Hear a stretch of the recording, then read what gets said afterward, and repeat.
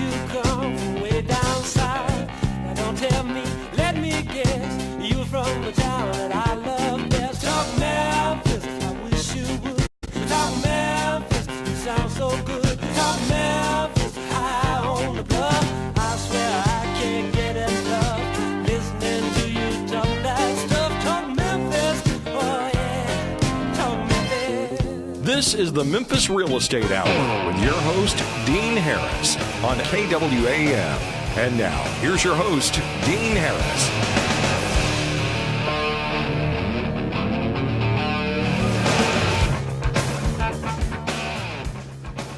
All right, good morning, everybody.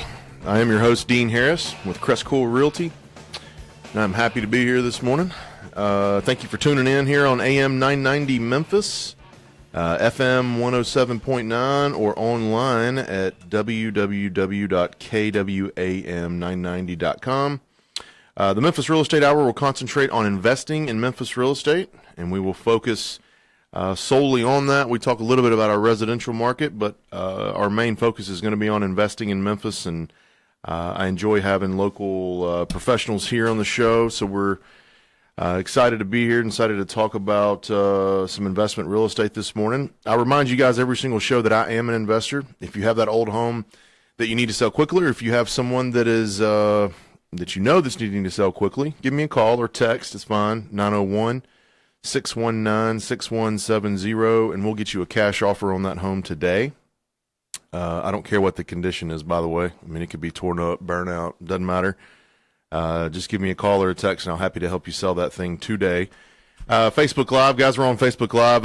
If you don't have a Facebook account, then, you know, you're sadly behind. But get a Facebook account and go to the Memphis Real Estate Hour. You can tune in this morning and watch us here in the studio live. Last week on the show, guys, I had Dan Butler, and we discussed how your network will affect your net worth. I thought it was a very good show. We talked about who you are, or who you hang with is who you are, and we talked about building your team around you, and who you surround yourself with. It'll directly affect your net worth moving forward. So last week's show was great. If you want to take a recap on that, you can go back to the Facebook page, the Memphis Real Estate Hour, and you can look at last week's video. We post every video on there. So today's show, I've got Dan Butler in the studio again. We're going to be talking about 10 common mistakes that real estate investors will make.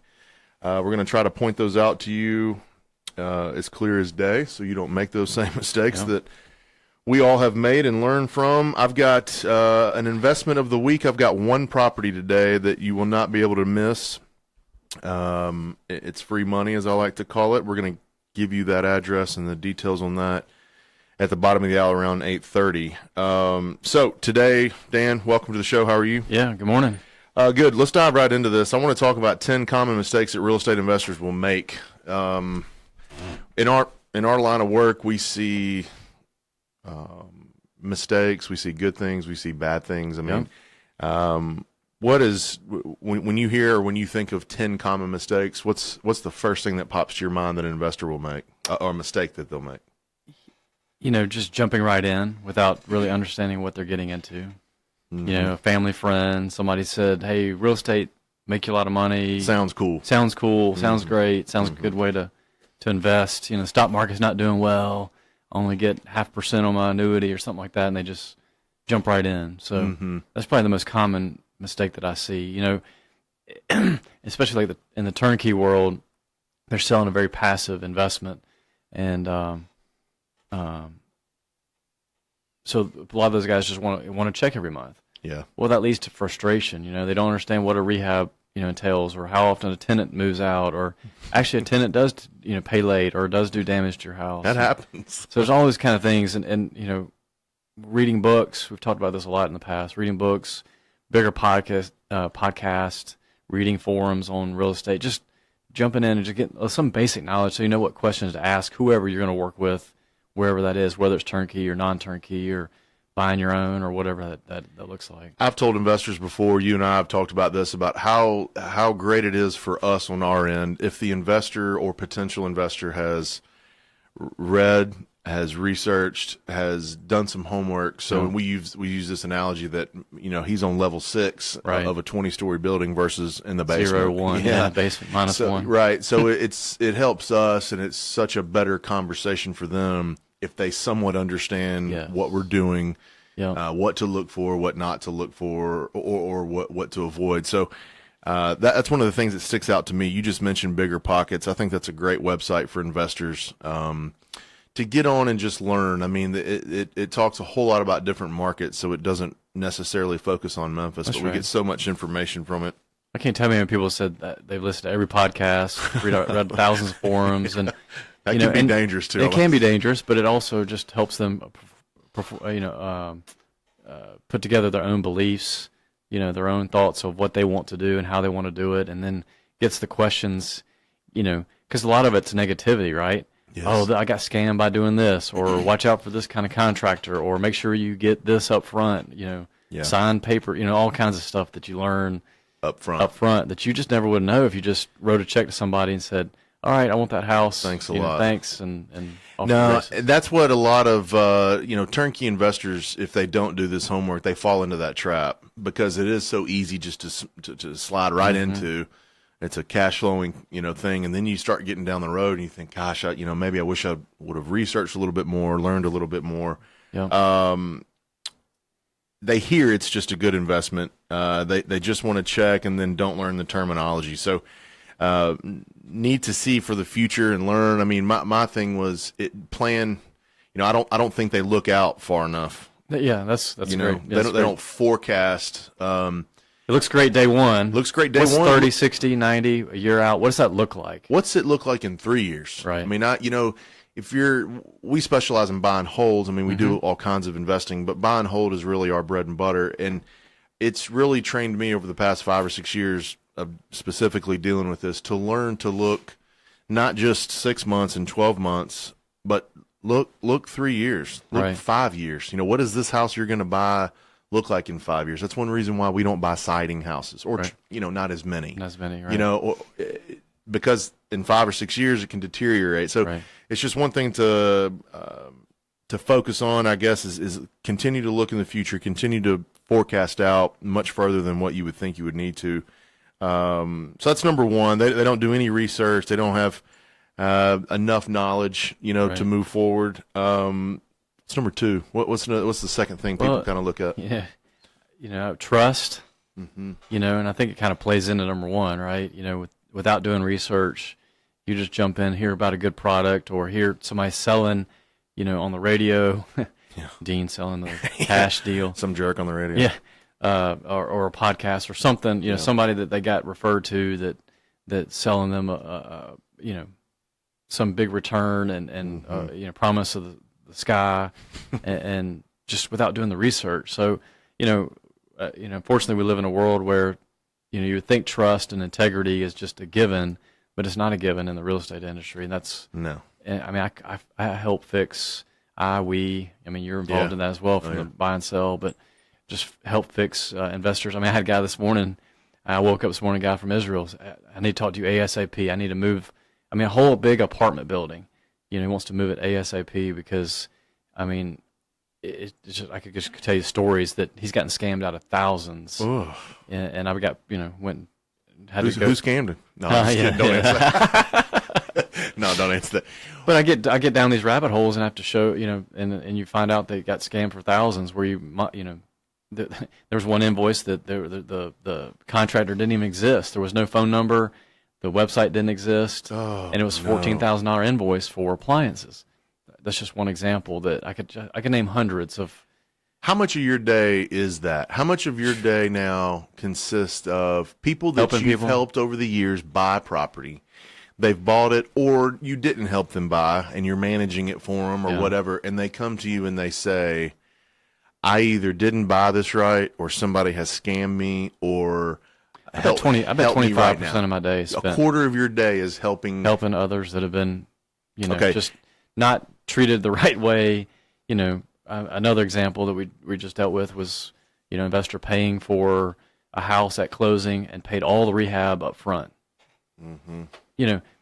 Which can be okay if you leave it like an escrow with your attorney and then you have draws. But he just wrote the check straight to the provider. Bad move. And the house was never touched. Never even touched. Right. See, I thought you were about to say, hey, you didn't finish it right. No, he never touched it. So, I mean, there's countless examples like that. So that just builds on that, that trust of just, if it sounds too good to be true, if somebody's selling you a $25,000, $30,000 house with a 30% ROI, you might want to research that a little. You might want to research that a little harder. I mean, you saw my email even this morning, investor from Hawaii, right? Yeah. That was like trying to decide between a $25,000 house. I said, man, the numbers just look too good. And I'm like, that's the point. That's because it is. Yeah. Like, it's okay to buy it. I mean, I think you saw that in my email. Like, it's okay to buy it, but have the right expectations. But, hopefully we're building that trust with those kind of conversations, not trying to, quote, talk somebody into something. To earn a real estate commission. I tell people this every day, Dan. We close 20 houses or so, 15 to 20 houses a month. Right. I'm not interested in earning that specific commission from that person. No, it's too short term. It's too short term. Yeah. I'm trying to build that relationship with them. So if you're listening this morning, we're talking about 10 common mistakes that real estate investors make. It's extremely important to catch on to some of this because Dan just got done saying, I asked you the question, how much of your day revolves around helping people that have been either duped or didn't buy it right? And you said 25% of my day. Right. Of your day. I mean, you've been in this 13, 14, 15 years investing, something around there, and you're still surrounded by people that are making bad decisions, trusting the wrong people. So in the last year, I would say it's probably been my worst. Why do you think that is? I think that people are out just selling something that because of the hype, you know what I mean, with real estate and then Memphis specifically. Yeah, there's this hype, and then you did a good job just a minute ago explaining like. They're so short focused on, man, if I dupe this guy, I can make $20,000. Well, what happens after the $20,000 is gone? That's it. That client's gone too, right? So, there's a ton of that going on, and it's a sad situation. But all that to say, there are some great players out there. Alex Craig, we talked about before. James Martin. Yeah. Those friends of mine that we know. Yeah. Do a great job out there serving clients like ours. So. Ask us. You don't have to use us, but ask us. I tell people every day, don't buy that house. Right. When it would be easy for me to say, because they're coming to me going, I want to buy this house. Man, Dean, help me check this thing out. Look how great this. I mean, they're already sold. Right. They've sold themselves. They've bought it. I'm like, hey, pump the brakes a little bit. Let's take a look at this. Well, your rent's not $750; it's actually $600, and they're saying $8,000 in rehab, but to me that looks like $20,000. I mean it. Well, I'll give you a perfect example. Yesterday morning, guy was coming in town from Iowa, wanted to buy a $300,000 apartment, no $400,000, and I already knew about this apartment, thankfully. Yeah. And he'd been told it needed about $100,000 in work, and I'm like, man, I know that unit very well. I've done a lot of rehab estimates on it. It's 300 plus. Oh. And he's like, well, you just, poo-pooed on my parade, and I was like, man, I'm so sorry. And he's like, no, I'd rather have it now because he's flying here Thursday night, to go do his due diligence and try to buy this thing. Is he still going to come look at it? I think he's still going to come. And that's what I encouraged him. I said, man, come, look at it, see what you think. I mean, you might say 300 is still good for you as far as an investment, but you need to know, but somebody's out there just selling him kind of, the pipe dream. That's way more dangerous strictly for the numbers than a single family house. I mean, yes, you know what I mean? Yeah. And I mean, that was $300,000 in rehab that I'm just saying that I could have just said, yeah, let's do this, and then you're getting $300,000 revenue for us as a company. And that just wasn't worth it to us. But, no. I'd like to have it, but I want to have it the right way. The right way. So you just got to find those partners, I guess, whatever, and a lot of that's going to come from referrals, asking people, that the Bigger Pockets has been awesome as far as just, hey, have you heard of, X, Y, and Z? And people aren't shy to get behind that computer and start, tell you what you think. Absolutely not. So definitely ask. And, you're going to get all kinds of varied opinions. It's kind of like your reason every time you read Amazon reviews, there's good and bad, and you still got to sift through that, but you got to get a little bit further due diligence. Make a decision. That's right. And then maybe just a low-cost experiment, like. We talked about that 2 weeks ago. Yeah, just, if you're on the fence, and do one house. Don't do 10. Right. That kind of thing. Try and make sure your system works before you jump off the deep end. That's right. I've got Dan Butler with Crestcore Realty in the studio this morning. We're talking about 10 common mistakes that real estate investors will make. The first thing we mentioned was they don't do any research or not enough research. Just want to check it out. They don't learn the terminology. And not looking too far in the future. And then trust, which seems like something that should be self-explanatory, but it's, if it sounds too good to be true, you just got to trust your source. I've said that 100 times to people, is trust the source of your properties and where you're getting them. Know their angle too. We disclose our angle, with the turnkey alternative. We're wide open. We're going to make a real estate commission. We're going to earn a rehab bid. We've got, a rehab a fee, and we're going to manage the property for you as well. So trust your source and who and where it's coming from. We're going to take a real short break. I've got, again, Dan Butler in the studio this morning talking about 10 common mistakes real estate investors make. We're going to come back and hit the rest of these. You're listening to the Memphis Real Estate Hour on AM 990 Memphis.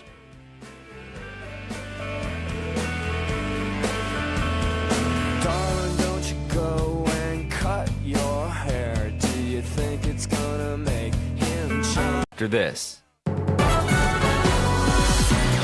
Now, here's Mid-South weather from News Channel 3's Severe Weather Center. Brought to you by the Crescent Club, hosting the people and ideas that moved Memphis forward for nearly 30 years. Poplar and I-240. Call for a free tour at 901-684-1010. Partly to mostly cloudy and warmer for the Mid-South today. Mid-80s behind south and southeasterly winds and a slight chance for afternoon showers. Mid-60s tonight, but we're back in the mid-80s with a more dry weather pattern for the rest of the week. Smith Imports with more than 125 pre-owned Mercedes, all with remaining factory warranty. Sales, service, great financing rates, low prices, high quality since 1985. SmithImports.com. I'm News Channel 3's Todd Demers on the EAB Network. On The Voice, FM 107.9 and AM 990. Investors or buyers, if you're looking for the best customer service and most competitive rates on a home loan, come to Brighton Bank. They offer a quick approval process, fast closing, and they even finance 85% of purchase price in most cases. At Brighton Bank, they work with every kind of loan, VA, FHA, USDA programs, traditional conventional financing programs, long-term fixed financial, and bridge loans made easy. When it comes to home loans, they mean business. Call them today, 901-758-1740. That's Brighton Bank at 901-758-1740. Picture your dream house. For you, it might be a sprawling property with mature trees and a winding driveway. Or perhaps it's something more cozy and closer to the mall. Call Sierra Pacific Mortgage today. Tell us about your dream home. We want to make it a reality. Call Sierra Pacific Mortgage at 206-930-1801 or visit spmc.com for more information. NMLS ID 1788, Equal Housing Lender. Griffin, Clift, Everton, and Mashmeyer, PLLC, is a full-service law firm with over 50 years of experience in the Memphis area. Real estate closings have continued to be the forefront of their law practice, which include residential, commercial, and development real estate transactions, drafting and negotiation of real estate contracts and leases, business information, preparation of wills, probate, and estate planning. Their firm represents a number of builders, developers, investors, and local lending institutions, and is approved to close transactions for most local banks and mortgage companies. In addition, they offer title search, title examination services, and title insurance through several well-established title insurance companies in the Memphis area, as well as Tennessee and Mississippi. They strive to offer services in a prompt and timely fashion while advising and representing clients in a zealous and professional manner. Should their offered services be of need, please contact William N. Griffin Jr. or any of their attorneys at 901-752-1133. They can also be found online at www.gcemlaw.com or on Facebook. Is it a good time to buy or refi? Is it a buyer's market or a seller's market? Are interest rates going sky high soon? Hi, I'm Ludi Calloway, the mortgage lady at iBank Mortgage. I tell my customers to ask questions, get answers. So join me every Monday morning at 8, and I will tell you what's going on in today's still changing mortgage world. Remember, most people think about mortgages a few times in their lives. I think about them every single day. Tune in Mondays at 8. You're listening to the Memphis Real Estate Hour on KWAM. And now, here's your host, Dean Harris.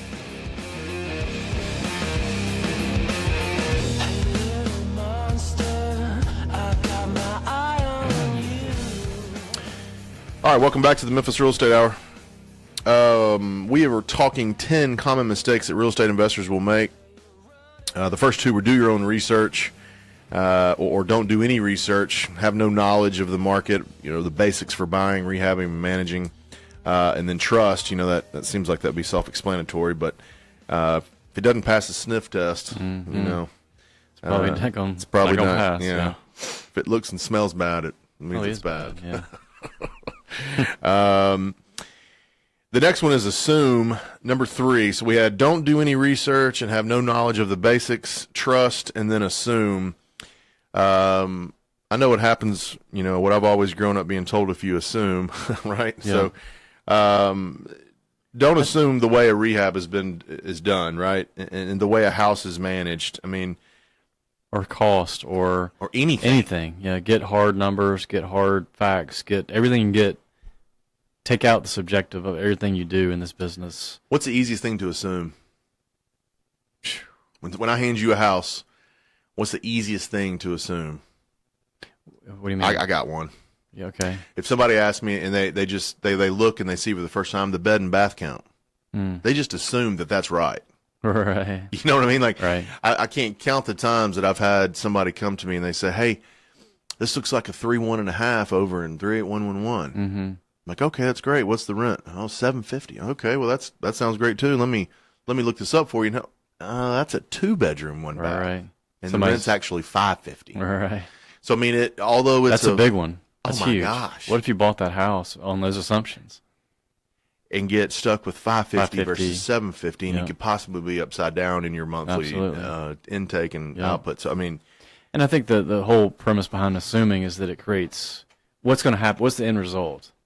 That's going to create friction, right? I mean, it's going to create displeasure, not happy with the results. So that's kind of where that's coming from. Is just if you're assuming things, And I met with a new client last night, and the husband and wife, and just don't assume anything. That's why we got a client service department. Just ask. Bunch of questions. Because we talked about it a lot. He managed himself, and he's bringing it to us to manage for him. And he's like, "What's your biggest fear?" And I was like, "That you assume that because you did it this way, we're going to do it that way." Probably not. It's probably going to be close, but it's going to be a totally different process because we got a different, machine running. So don't assume, because if he does assume, he's going to look at a statement, look at an email, something that he's going to get fired up about because he thought we did it this way and we did it that way. This happens. Oh, it happens every day, and that's why I'm adamant about explaining that up front of just And I've just gotten in, bad situations where people assumed, and myself included, every time not even just real estate, just day-to-day business, you assume your partner's doing something, he's assuming I'm doing something, and we do that. It just creates lack of clarity and just things don't get done. Yeah.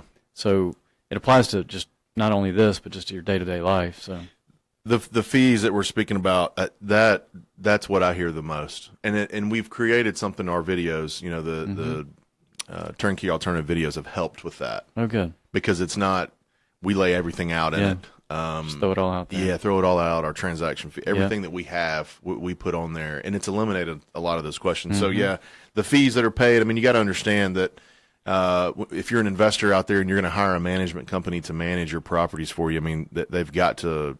I mean, they're going to make some money doing this for you. It's a service, and you need to know what those fees are and how they're paid. Never do something because someone else is doing it. Right. Do your research. Yeah. Find out if that's good, because here's one thing that I have found, and I've said this before on the show, but my investors that have $300 and $400 a month rentals, they think the guys that have $1,200 and $1,300 a month rentals are crazy. All right. And the guys with $1,200 and $1,300 a month rentals think the guys with $300 and $400 are crazy. Right. Every investor has their own agenda. Yep. They have their own way that they want their money to earn for them and to work for them. Yep. So don't assume. That's a great point. Don't assume that a $1,200 rental is your way to go. No. Right? Do your research. Do your research and find out what you want for your money. Right. If you want to earn. Don't follow somebody else. Yeah, this is not a follow business. That's right. Create your own path within reason. Don't go and do something crazy like, I don't know, I'm just trying to think of an example. Anything that somebody else is doing, don't do it just because they're doing it. Right. Do your research and figure out and ask them, why did you make the decision to buy $1,200 a month rentals? That's right. Versus a $400, because I can show you a $400 a month rental that's going to make you 25% on your money, and that is way better than 8%. Right. But why? There has to be a reason why. There's a tolerance level, a threshold on each one of them. A lot of pain. A lot of pain. Ups and downs. That's right. But then on the back end, on the higher end, there's a lot of pain because you're only making 6 and 7%. So find out why they chose that. Make your own decision for you.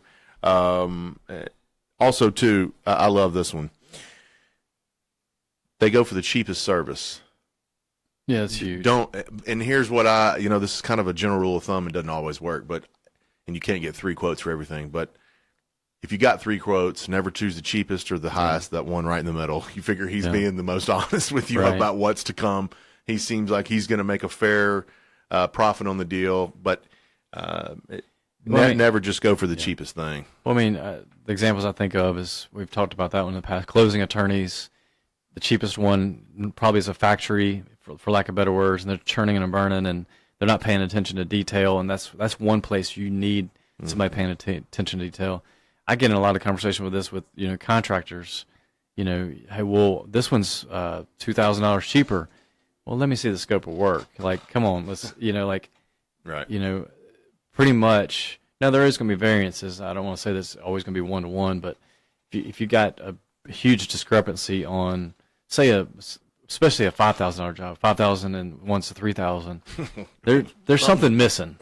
There's something, you know what I mean? Like, everybody kind of knows what everybody's pricing at and what the margins everybody wants to make and the kind of industry standards. But so if there's $2,000 difference on a $5,000 job, what is that? Just use the example of a roof.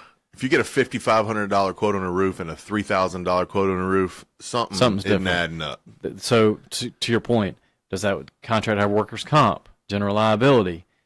And then if they say no, that's your choice you want to take, but one of our clients, I was on the emails back and forth all day yesterday about liability. Mm-hmm. What if somebody falls off that roof? Yes. Now, what are the odds? Probably very low, but the client we're talking about, he was very concerned because somebody fell through a pergola or something and is suing the owner. 7 digits. 7 digits. The owner, the property manager, and the contractor that he worked for. Scared him to death. Scared him to death. And so there's a reason why that usually you should be within a few percentage points, quote to quote, especially on a roof, because everybody knows everybody prices on a per square. Everybody talks. Everybody knows, within reason. Something's off. So you need to ask why that's off. And you're giving up something to get that lower quote. What is it? Yeah, what is it? You know what I mean? Yeah. And if you're okay with what you're giving up, and I guess that's your decision, you can make it. But just know that there's a difference. The most common one I see is that there's 2 layers on a roof, and somebody's willing to lay a third for that $3,000 versus doing it the right way. Right, tearing it off. Because you're not supposed to have 3. That's right. 2 the weight's 30,000 pounds. Some crazy number. Man. It's some huge number of what you got on that roof, because it's just going to It's not built to hold it. No, it's not built to hold That's it. Right. That's a great example. That roofing was a great example. Well, because I see it a lot. Yeah. Well, why? Well, Dean, and HVACs too. Yeah. I see that a lot too. Well, Dean, they're telling me it's going to be $4,500. I got a guy over here telling me it's going to be $3,000. Right. Well, this guy's not taking a $15 haircut to do the business for you. Right. There's something different. That's right. The type of equipment, the size of the equipment. Something. Something. Yes. The amount of coverage they have for liability, workers' comp, that kind of stuff. There's something different that allows them. And so you make that choice. But the point being, don't just go for the cheapest service. That's where I see a lot of people get in trouble, because then they'll go use that sub, and then they'll come back to me and have to clean that mess up. That's exactly right. And that's 25%. That's 25% of my day is go clean up the. Well, that lady that this weekend, that she's been scammed twice from 2 contractors. Oh, yeah. We give her a quote, you know what I mean, like to try to help her, but she's already been scammed twice, you know. But and so we go down that path. But anyway, that's be careful who you trust. Yes, that's definite. All right, 10 common mistakes that real estate investors make. I'm in the studio with Dan Butler this morning talking about those 10 common mistakes. Don't do any research. Trust. Never assume. Always make sure that you're doing your own research and you know where or what path that you want to take. Go for the cheapest service. I don't, you're going to get what you pay for. We basically just laid that out. What about number 5, Dan? What's the 5th one of the 10 common mistakes that real estate investors will make? And it kind of goes to number 4, but just a little more, different angle on it. Transaction-oriented versus partnership and relationship-oriented. Mm-hmm. People that pop around and just looking for the cheapest, the easiest, they don't see the big picture. They don't see the value created by somebody. Mm-hmm. And so, specifically us, we don't partner well with those kind of people that just look at transactions, No. and because it's one and done. We have some friends that do that. Yeah, obviously, yeah, big time. But I think that a banker last week, I'll give you an example that came to mind when we were going through this. Had lunch with him last week, and he's a good friend, been a banker with us for 10 years, and he goes, man, I appreciate the fact that you don't shop me around. Mm-hmm. And I was like, no, I don't. I said, I gave my home equity line last month. Yeah. I said, I just emailed him and said, get my home equity moved from this bank to your bank because I trust you. I didn't shop. I don't know. No, should I have gone my 3 quotes? Probably. Yeah. But it's going to be within 0.5%, right? I'm looking at a bigger picture of the relationship. He sees me pouring into him. He's going to take care of me. You know, all the things I asked for, he gave me 85% of loan to value and not 80 that he normally does. So there's some intangibles that happen in that relationship. So he appreciates that.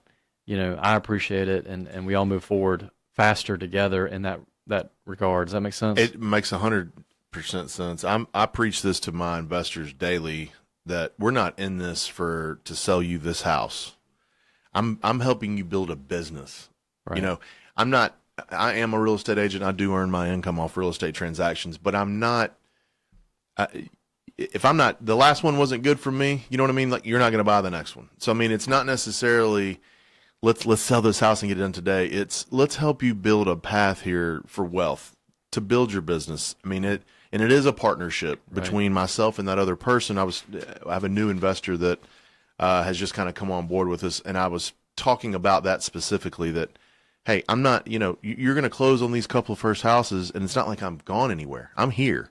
Mm-hmm. I'm here for questions. I'm here for the next 3 months and into the next year and so forth. So yes, building the long-term relationships, looking at the big picture versus the short term, and if they don't, not seeing the value created. So if you're in this situation and you're a penny pincher and you're not, I'm not telling you not to be concerned with your bottom line, because you have to be concerned with your bottom line, but at the cost of building relationships, at the cost of growing with your partners, I don't think it's worth it, especially if it's the monetary value is not very high.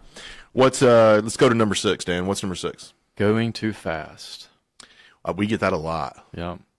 People get aggressive and hungry, and they're confident, and I think that they gain that confidence and they just start steamrolling it, which is good and bad, right? You want that confidence, you want that go-get-'em attitude, but you got to make sure your systems, your processes, and your team are all there to You took it right from me. That's right. That's right.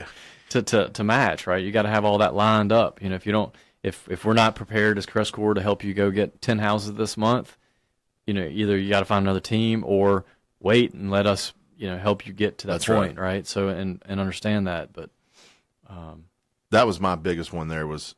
You go in too fast if you don't have your systems in place and your team built, which we've had a whole show about team building, So if you're moving too quick and you don't have that team, you're setting yourself up for disaster. So be careful not to go too fast. No plan, you're just out there buying. Yeah. If you don't have a strategy of, hey, I'd like to get 2 this quarter, end up the year with 6. That's right. Methodical plan for a year, maybe a year and a half out. Yeah. You're going to end up rushing, getting something you maybe don't want because it looks great on paper for whatever reason. I mean, you've heard the term "ready, fire, aim." Yeah. We've heard that a lot over the years, right? And that's what we're kind of talking about here. Just you're out there slinging it, and you don't have that plan, you don't have the systems and team and processes to back you up. What you're doing, guys. I'm in the studio this morning with Dan Butler talking 10 common mistakes that real estate investors make. We're going to take a real quick break. We're going to get back and cover the last 4 of these. You're listening to the Memphis Real Estate Hour on FM 107.9 The Voice.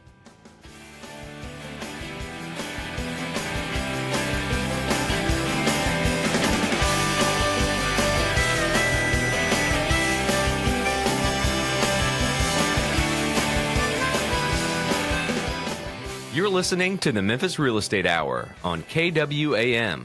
We'll be right back after this. Now, here's Mid-South weather from News Channel 3's Severe Weather Center. Brought to you by the Crescent Club, hosting the people and ideas that moved Memphis forward for nearly 30 years. Poplar and I-240. Call for a free tour at 901-684-1010.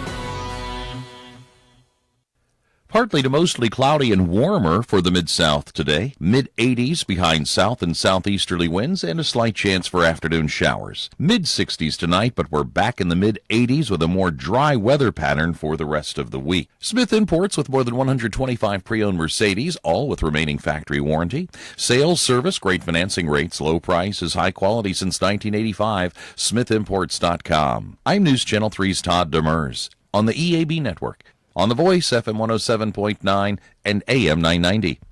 Griffin, Clift, Everton, and Mashmeyer, PLLC practice, which include residential, commercial, and development real estate transactions, drafting and negotiation of real estate contracts and leases, business information, preparation of wills, probate, and estate planning. Their firm represents a number of builders, developers, investors, and local lending institutions and is approved to close transactions for most local banks and mortgage companies. In addition, they offer title search, title examination services, and title insurance through several well-established title insurance companies in the Memphis area, as well as Tennessee and Mississippi. They strive to offer services in a prompt and timely fashion while advising and representing clients in a zealous and professional manner. Should their offered services be of need, please contact William N. Griffin Jr. or any of their attorneys at 901-752-1133. They can also be found online at www.gcemlaw.com or on Facebook.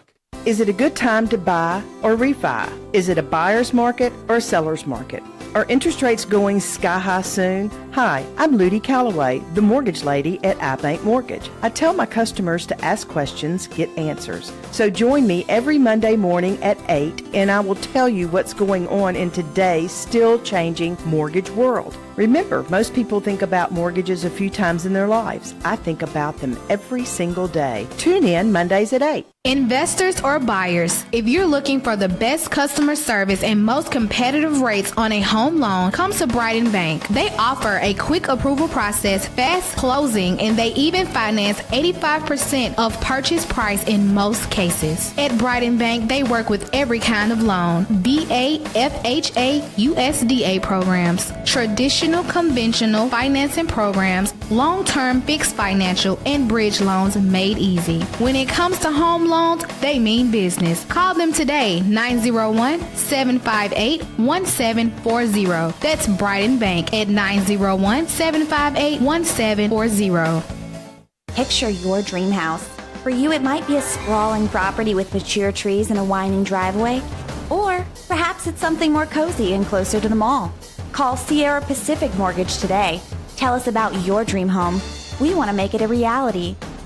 Call Sierra Pacific Mortgage at 206-930-1801 or visit spmc.com for more information. NMLS ID 1788, Equal Housing Lender. You're listening to the Memphis Real Estate Hour on KWAM. And now, here's your host, Dean Harris.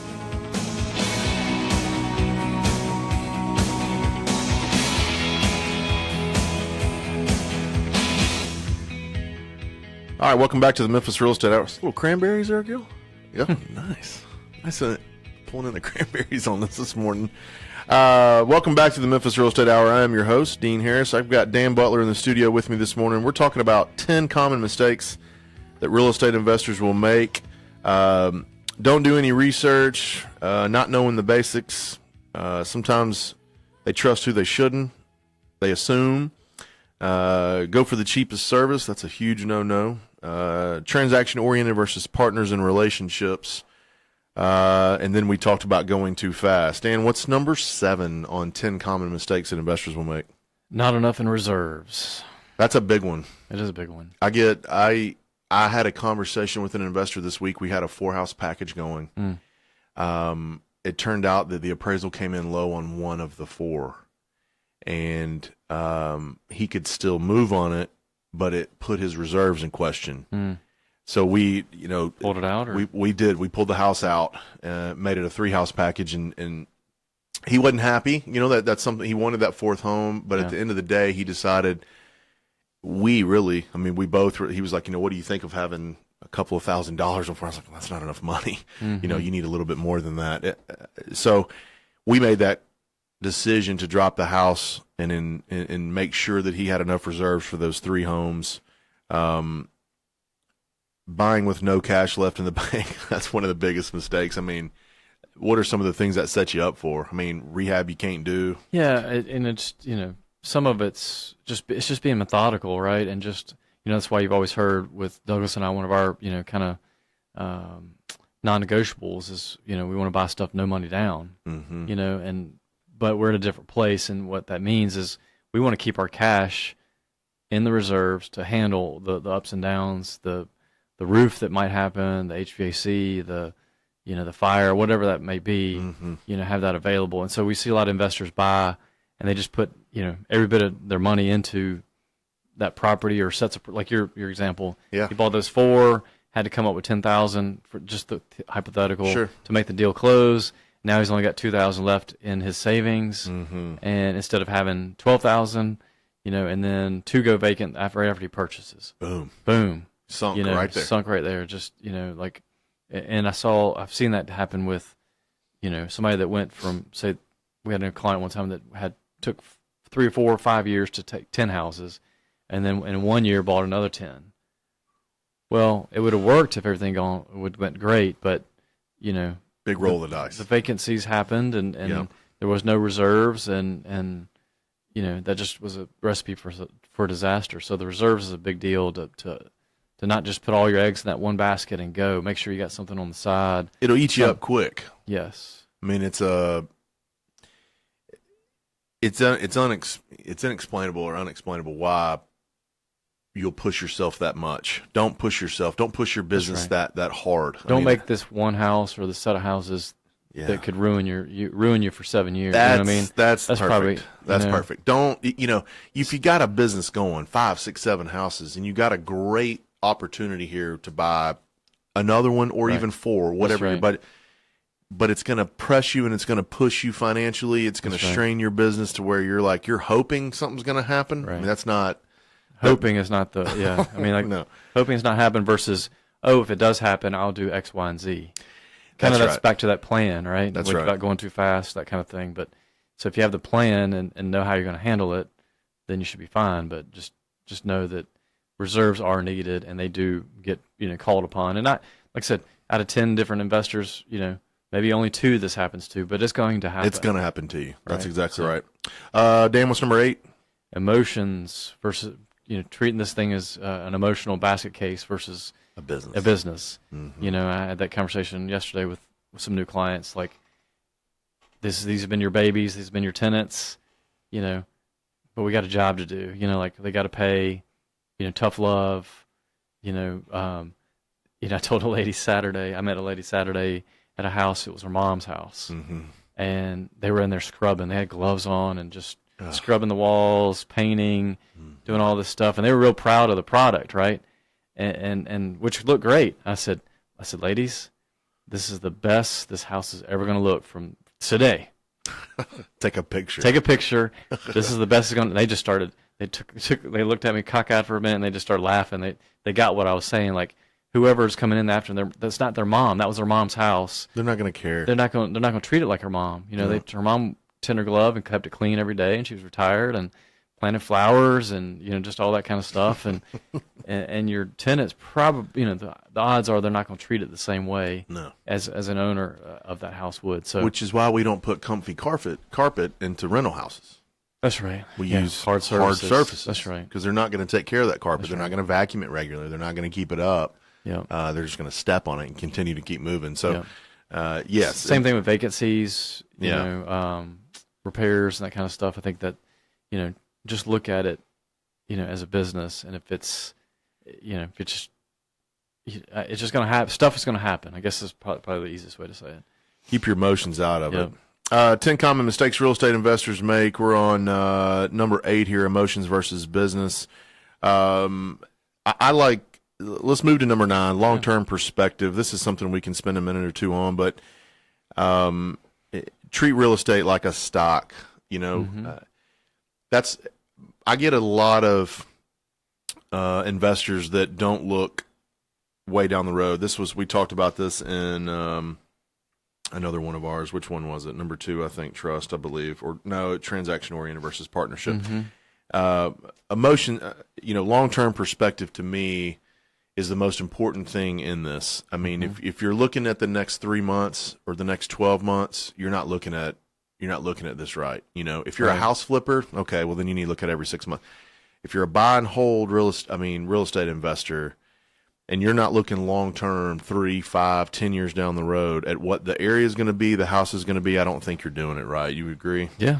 I think that, and then I think people have to understand, if you're in buying mode, that things are going to feel rocky. If you're, as long as you're in the buying mode, things are going to feel rocky.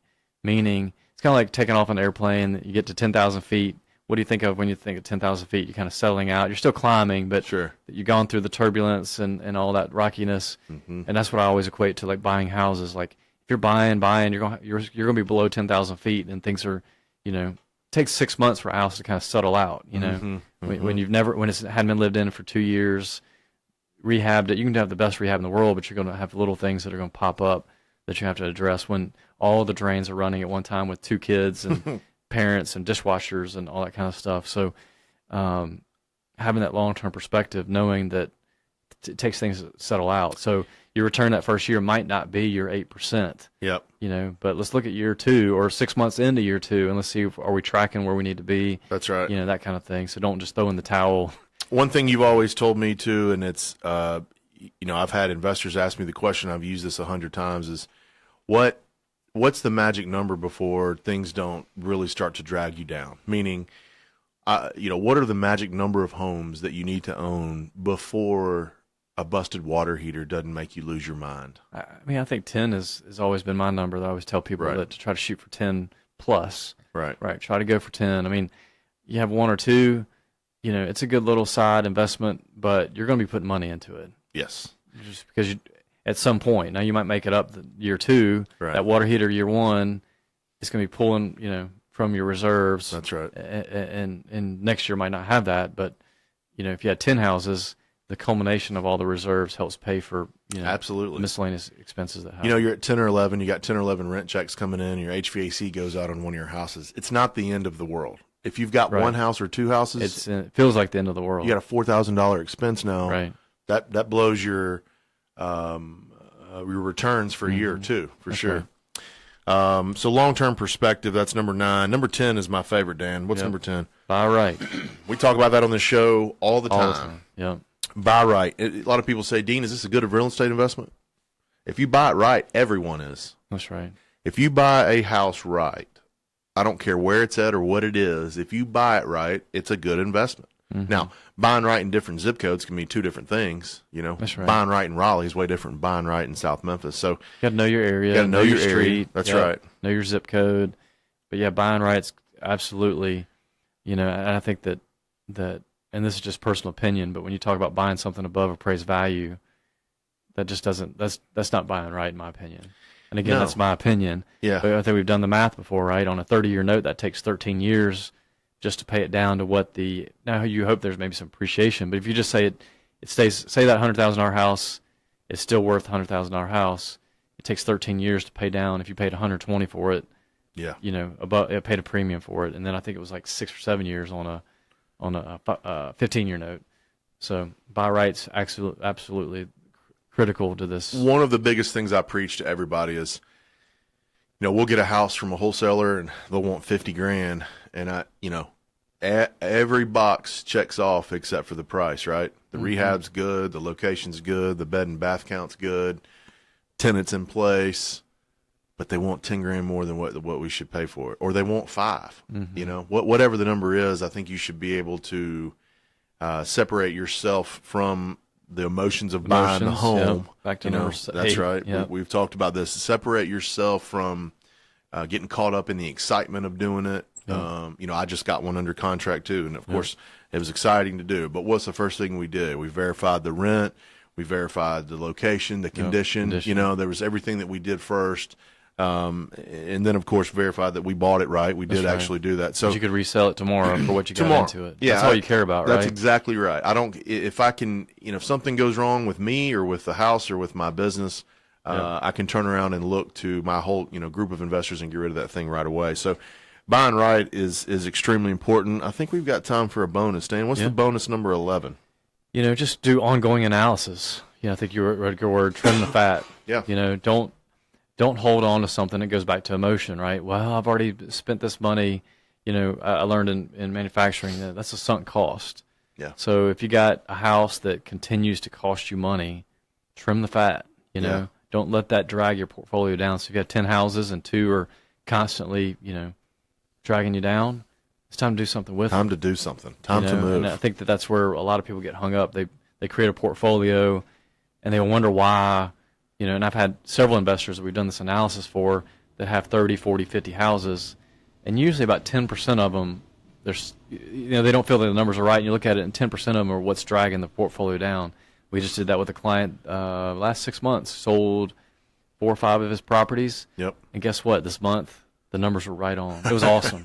To see that. It was awesome to see. Like, we trimmed the fat, the things that were pulling it down, the bad payers, the maintenance issues, and his portfolio has been, right-sized, or the ship's been righted. Yeah. So. I tell investors all the time, if we're getting into the 20s and 30s of houses, it doesn't matter how much research we do, you're going to find 1 or 2 of those that just are bad. They're just bad. And that's right.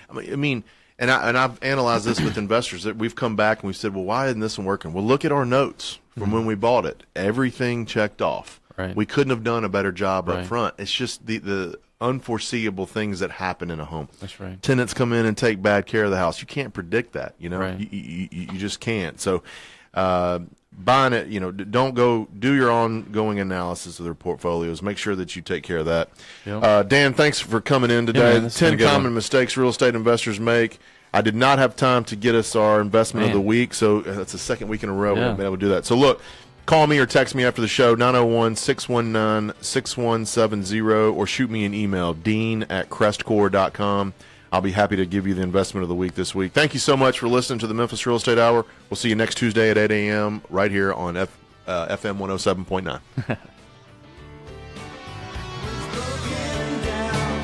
On the side of the road, was crawling in the darkness.